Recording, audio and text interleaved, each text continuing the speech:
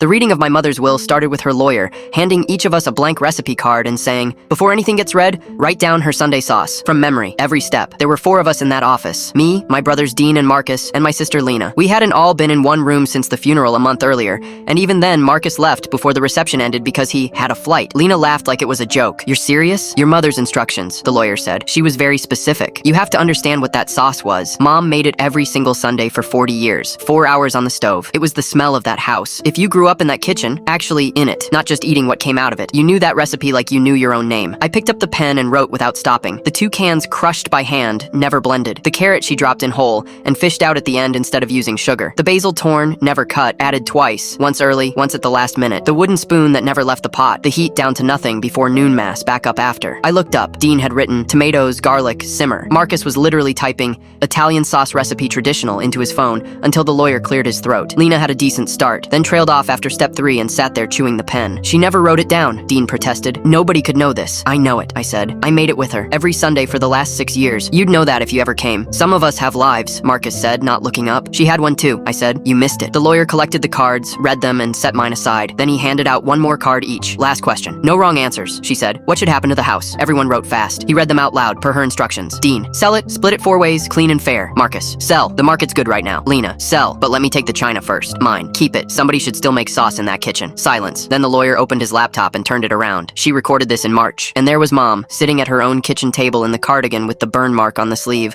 the one she refused to throw out. "If you're watching this, Bernard just made you write my recipe," she smiled. "Let me guess how that went." Dean wrote 5 words. Marcus tried to cheat. "Don't lie, Marcus." Lena got as far as the garlic and quit, which is fitting, honey, because that's about how far you got with me these last few years. Nobody breathed. And my youngest wrote the whole thing, including the carrot, because he was standing next to me every Sunday while the rest of you were too busy. He drove me to both hip appointments. He sat with me the whole week after your father's stone was placed. He never once asked me for a dime, which is more than I can say for 2 of you. She leaned toward the camera. "I also asked what should happen to my house. I'd bet my good rosary 3 of you said sell." She shook her head slowly. "You can't sell a home you never visited. So the house and everything in it goes to the one who wrote the recipe right. He earned it 1 Sunday at a time." Her voice caught on the last part. "The rest of you got exactly what you gave me lately. My love, that never stopped. But love was supposed to be a 2-way street, and I got tired of standing on my corner alone." The screen went black. Dean hired a lawyer to contest it. The written recipe cards, it turns out, were Mom's idea of evidence, and it held. Marcus hasn't spoken to me since. Lena texts me on Christmas with just "Merry Christmas," period included, which somehow says everything. I moved into the house in spring. First Sunday there, I made the sauce alone, and halfway through, I opened her recipe box looking for nothing in particular. Taped under the lid was an index card in her handwriting. "If you found this, you're in my kitchen," which means it went to the right kid. The carrot was your grandmother's trick. Now it's yours. Thanks for every Sunday. Mom, I stirred the pot with her wooden spoon and cried like a child. The sauce came out perfect.